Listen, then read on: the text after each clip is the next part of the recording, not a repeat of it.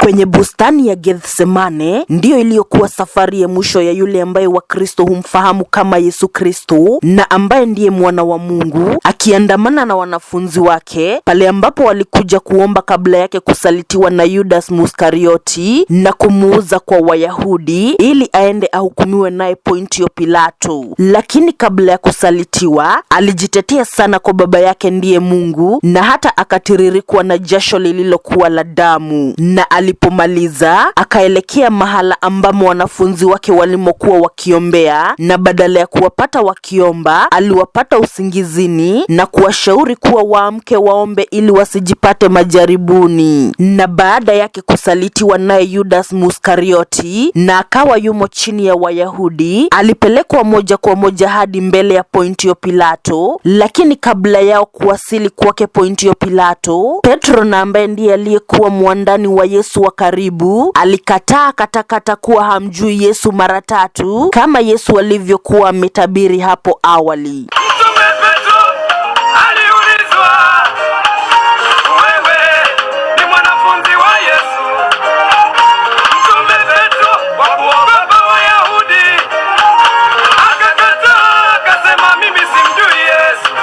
Pontio Pilato hakumpata Yesu Kristo na hatia yeyote, na hivyo akaamuru Yesu kupelekwa kwa mfalme Herode ambaye vilevile hakumpata na makosa, na hivyo akamregesha kwake Pontio Pilato ambaye alipatiana ruhusa ya kumsulubisha Yesu baada ya umati kudai kuwa ulikuwa unataka Barnabas na ambaye aliyekuwa jambazi sugu kuwekwa huru na badala yake kumsulubisha Yesu. Ni lazima utufungulie mtu mmoja wakati huu wa sikukuu. Tufungulie Baraba. Ndio.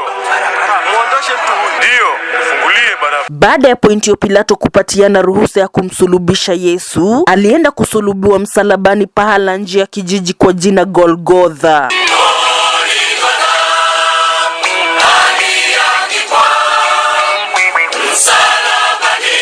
Alisulubiwa na wezi wawili, mmoja upande wake wa kulia na mwingine upande wake wa kushoto, na baada yake kudungwa mkuki kwenye mbavu zake alitokwa na maji pamoja na damu, na papo hapo akakata roho. Yosefu wa Arimathea aliomba ruhusa kutoka kwa Pontio Pilato ya kuuzika mwili wa Yesu, na akakubaliwa kuona kuwa ulikuwa wakati wa majitayarisho ya Pasaka, na kwa hivyo mwili wa Yesu haungekaa pale msalabani. Baada ya mwili wa Yesu kukaa pangoni, siku yake ya 3 mahala mle alifufuka na kutoka kwa wafu. Na siku hii ambayo Yesu Kristo aliposulubiwa na kufa ndio ambao Wakristo huita Good Friday.